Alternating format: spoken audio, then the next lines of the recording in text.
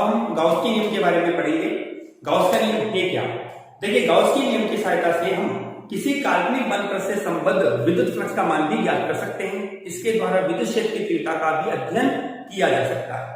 सबसे पहले कि यह नियम क्या कहता है।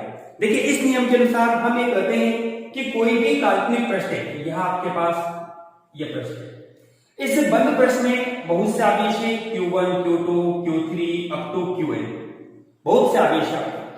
तो गाउस कहता है कि इस बंद पृष्ठ से संबद्ध काल्पनिक पृष्ठ जो आपके पास या इस बंद पृष्ठ में जितने भी आवेश है, उस बंद पृष्ठ से संबद्ध आवेशों के लिए इस पृष्ठ का विद्युत फ्लक्स कितना होगा।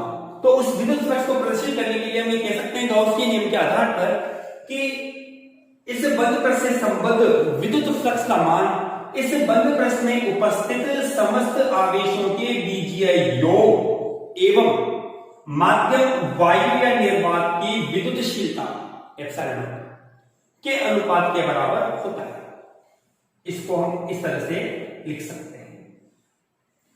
देखिए, समेशन क्यू आपके पास यहां पर समस्त आवेश Q1 plus Q2 plus up two plus Qn होंगे, जो डिपेंड करता है इन आवेशों की प्रकृति पर। कौन सा आवेश धनात्मक है, कौन सा ऋणात्मक है, उन सभी आवेशों को जोड़ने के बाद जो आवेश आपके पास आता है, जो प्रकृति आपके पास आती है, वो इस पृष्ठ की प्रकृति को दर्शाता है।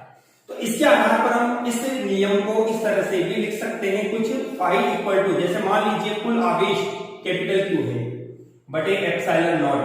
यदि मैं इसके अंश में और हर में 4 पाई का गुणा भाग करता हूं तो कोई फर्क नहीं पड़ता हमारे पास, लेकिन एक फॉर्मूला हमारे पास बनता है 1/4 पाई एप्सिलॉन नॉट, ये दो, और 4 पाई Q, या इसको लिखा जा सकता है phi equal to 4 pi K और Q।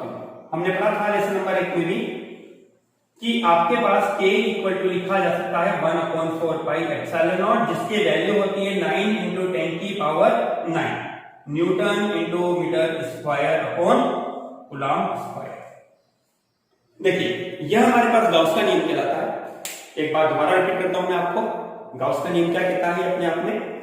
गाउस के नियम के आधार पर किसी काल्पनिक बंद पृष्ठ से संबद्ध, देखिए यहां बंद पृष्ठ सबसे अनिवार्य वर्ड आपके पास बनता है, बंद पृष्ठ, विद्युत फ्लक्स का मान उस बंद पृष्ठ में उपस्थित कुल आवेश तथा माध्यम वायु या निर्वात की विद्युतशीलता के अनुपात के बराबर होता है।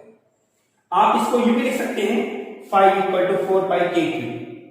जहां आपको गणित की गणना को सरल बनाना है, वहां आप इसका भी उपयोग कर सकते हैं, जिसके आधार पर हम ये कहते हैं कि बंद पृष्ठ के लिए विद्युत फ्लक्स का मान गाउस के नियम के आधार पर हम फाई बराबर 4 पाई KQ के आधार पर भी लिख सकते हैं।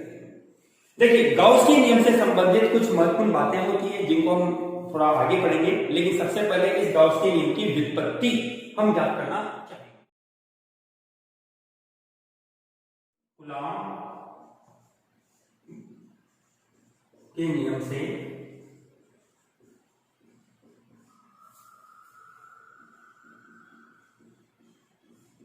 गाउस के नियम की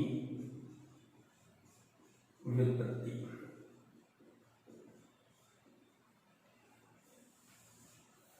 ठीक, देखिए हमने माना कोई काल्पनिक पृष्ठ अपने हमारे पास है, यह बंद पृष्ठ है, जिसके केंद्र पर हमारे पास कोई प्लस Q आवेश स्थित है।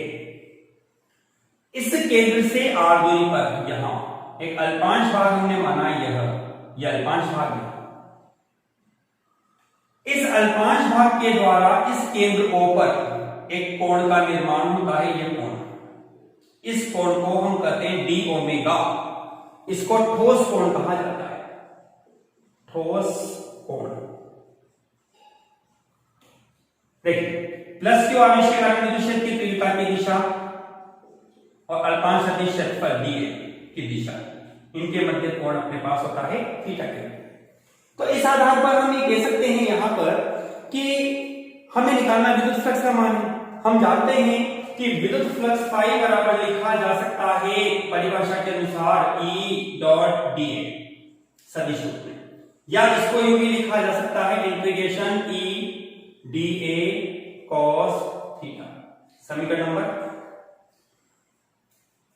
देखिए E विद्युत क्षेत्र है, यहां प्लस क्यू आवेश के कारण, क्योंकि हम जानते हैं प्लस क्यू आवेश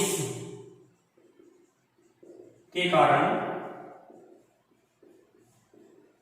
विद्युत क्षेत्र की तीव्रता E बराबर होती है आपके पास K Q upon R square. Equation number 2। समीकरण 1 व 2 से दोनों को शामिल किया जा सकता है। फाई बराबर होगा integration K Q upon R square D A और cos थीटा। देखिए एक बात ध्यान दीजिए, हमने शुरुआत में यहां कहा था यह एक काल्पनिक बंद पृष्ठ है। अब काल्पनिक बंद पृष्ठ आपको मैंने विद्युत फ्लक्स की परिभाषा में बताई थी हमारी जो लास्ट वीडियो थी उसके बारे में, उसमें कि जब आपके द्वारा बंद पृष्ठ का उपयोग किया जाता है तो यहां समाकलन के बीच में आप इस तरह का जीरो बना लेते हैं जो कि बंद पृष्ठ को दर्शाता है। इस तरह से हमारे पास यह एक बंद पृष्ठ के लिए विद्युत फ्लक्स का मान ज्ञात होता है। देखिए हमने यहां पे क्या किया, फाई इक्वल टू के को और क्यू को हमने कांस्टेंट मानते हुए बाहर निकाल दिया। हमारे पास होता है D A cos theta upon R square. अब चूंकि हमने 11th क्लास में पढ़ा था इंटीग्रेशन बंद पृष्ठ के लिए डी ए cos थीटा बटे आर स्क्वायर, यह आपके पास बंद पृष्ठ दर्शाता है किसका, डी ओमेगा, जो कि ठोस कोण होता है। और इससे डी ओमेगा का जो कुल मान आपको मिलता है वह होता है कितना, 4 पाई। अतः हमारे पास बनेगा फाई इज इक्वल, के की जगह हमने वैल्यू पुट करी 1/4 पाई एप्सिलॉन नॉट क्यू, इस फैक्टर की जगह हमने वैल्यू रखी 4 पाई कैंसिल हो जाएगा, आपके पास बनता है phi is equal to Q upon epsilon naught, जो कि आपके पास गॉस का नियम कहलाता है। देखिए यदि आपके द्वारा कोई अन्य पराविद्युत माध्यम उपस्थित होता है तो आप इस एप्सिलॉन नॉट की जगह phi equal to Q upon epsilon भी लिख सकते हो, जहां एप्सिलॉन बराबर आपके पास होगा एप्सिलॉन नॉट एप्सिलॉन आर। इस आधार पर फाई बराबर लिखा जा सकता है क्यू बटे एप्सिलॉन नॉट एप्सिलॉन आर के रूप में। यह हमारे पास गॉस के नियम की व्युत्पत्ति है। पहले नोट नंबर 1 फर्स्ट, जैसा आपको कहा है कि यह नियम केवल एक काल्पनिक बंद पृष्ठ के लिए ही लागू होता है।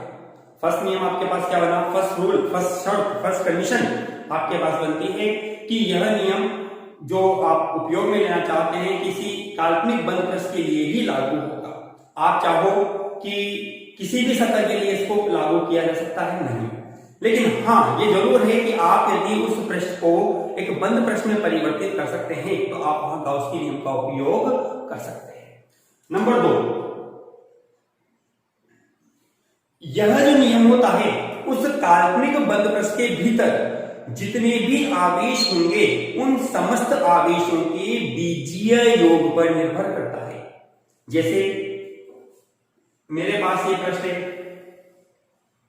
मेरे पास यहां Q1 आवेश, यहां Q2 है, यहां Q3 है, यहां Q4 है, तो इस बंद पृष्ठ के लिए विद्युत फ्लक्स का जो मान होगा उसको हम Q1 plus Q2 plus Q3 बटे एप्सिलॉन नॉट के रूप में लिख सकते हैं।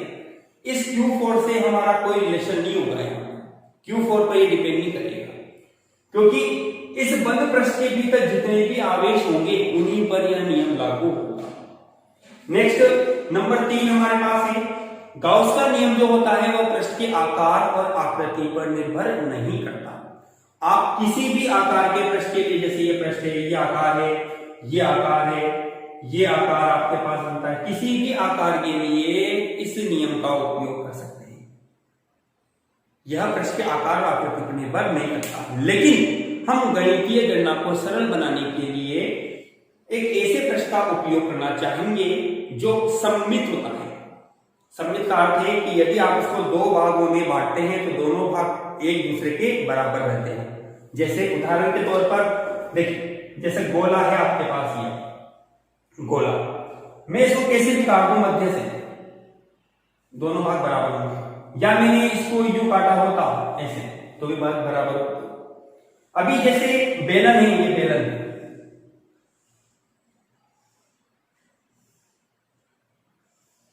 इसको मैं विकर्ण के रूप में काटूं, दोनों भाग बराबर है, मध्य से काटूं बराबर है, इस तरह से मध्य से काटूं तो दोनों भाग बराबर है।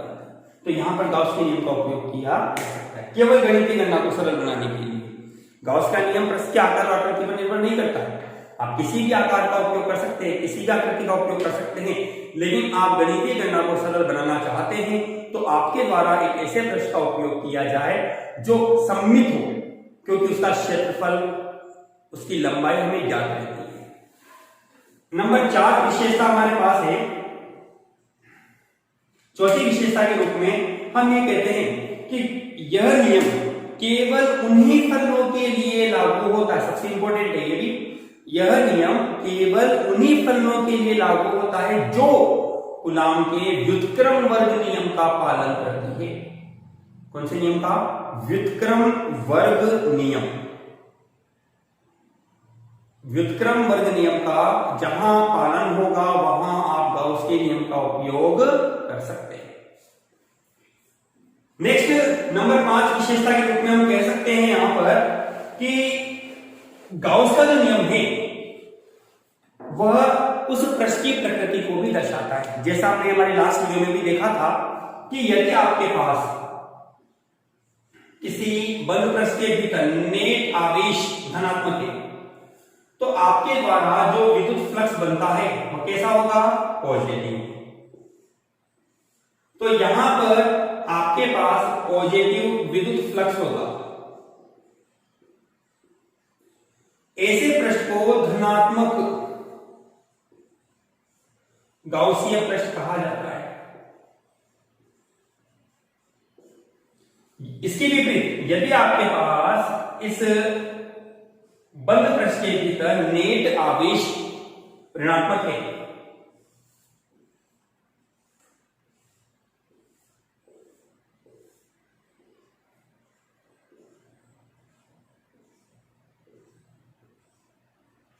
तो ऐसी स्थिति में विद्युत फ्लक्स आपके पास नेगेटिव बनेगा। ऐसे पृष्ठ को हम ऋणात्मक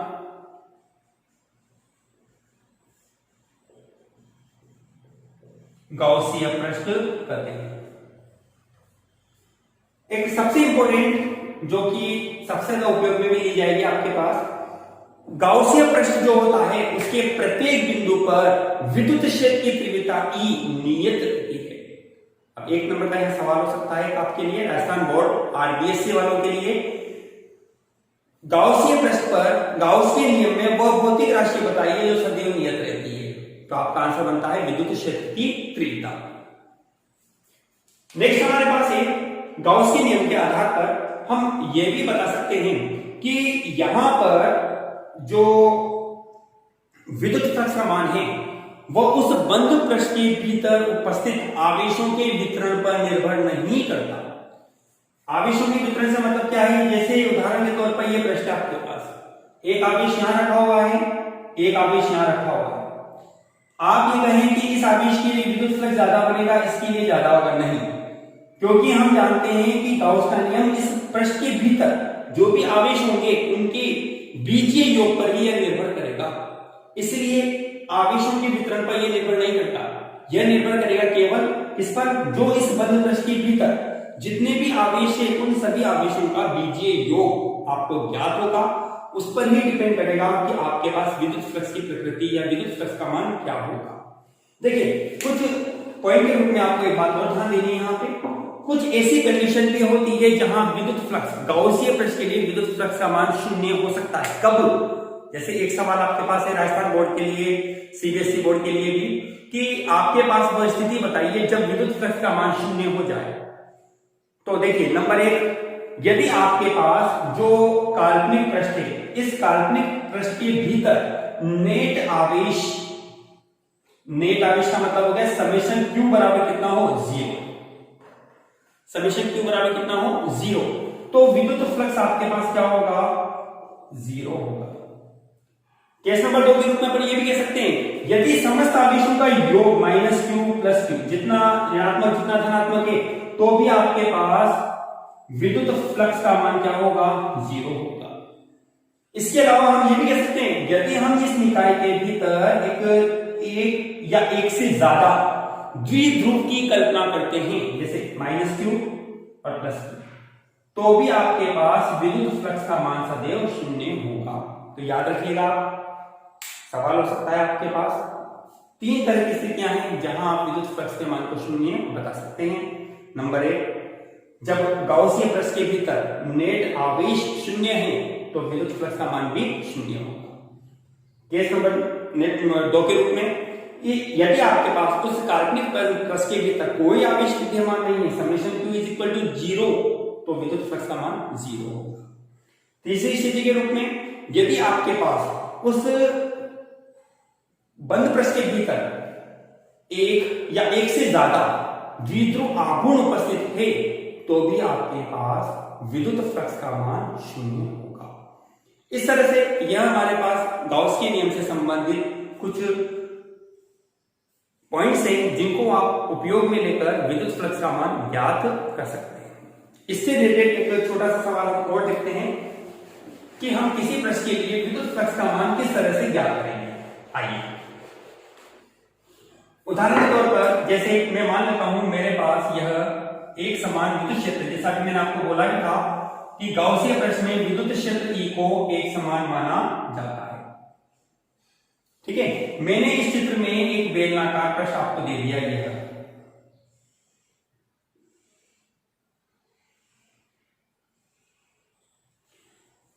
इस पृष्ठ के मेरे पास 3 भाग हैं, 1, 2 और ये तीसरा। पहला और तीसरा तो वृत्ताकार है, दूसरा भाग वक्राकार है। देखिए, यह विद्युत क्षेत्र की तीव्रता E है। चित्र में मेरे द्वारा दिया गया है कि इस क्षेत्रफल की दिशा है यह, इस क्षेत्रफल की दिशा है यह। मैं इसको मान दे देता हूं dA सदिश, मैं इसको मान दे देता हूं dA सदिश। आपको बताया था क्षेत्रफल सदिश की दिशा ज्ञात करने के लिए क्षेत्रफल सदिश के लंबवत रेखा खींच दीजिए, वही क्षेत्रफल सदिश की दिशा को व्यक्त। ऐसे ही इसकी दिशा व्यक्त करने के लिए मैंने यह लंब रेखा खींच दी जो कि dA सदिश को व्यक्त करेगी। ठीक है, तो अब इस संपूर्ण पृष्ठ के लिए, क्योंकि बंद पृष्ठ है, तो फाई बराबर लिखा जा सकता है क्लोज इंटीग्रेशन E सदिश डॉट dA सदिश। ठीक है, अब ये 3 भागों से बना हुआ है, 2 तो वृत्ताकार है और एक वक्राकार है। तो इनको 3 भागों में हम तोड़ते हैं। तो पहला भाग पृष्ठ S1 के लिए E dA cos theta plus S2 E dA cos theta plus S3 E dA cos theta, समीकरण नंबर 1। ठीक है, देखिए अब हम यहां कंडीशन लागू करते हैं। पृष्ठ 1 के लिए E और dA दोनों एक ही दिशा में हैं, 0 डिग्री कोण। यहां दोनों विपरीत दिशा में हैं, यहां थीटा इक्वल टू आपके पास बनता है 180 डिग्री। यहां आपके पास थीटा E और dA परस्पर लंबवत है 90 डिग्री कोण, क्योंकि देखो विद्युत क्षेत्र की तीव्रता की दिशा यही है आपके पास E, इसको चेंज नहीं करना है। क्षेत्रफल की दिशा आपको इस चित्र में इसने इधर दे रखी है, इसमें इधर दे रखी है। इसकी दिशा आप ऊपर भी ले सकते हो या नीचे भी ले सकते हो।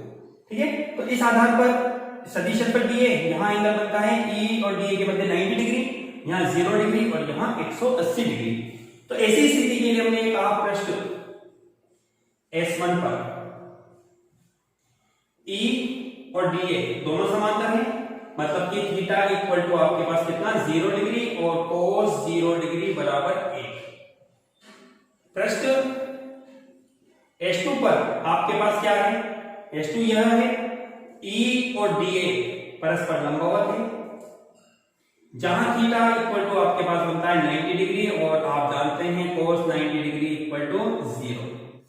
पृष्ठ S3 पर आपके पास थीटा इक्वल टू बनता है 180 डिग्री, दोनों विपरीत दिशा में है। तो ऐसी स्थिति में cos 180 का मान होता है -1।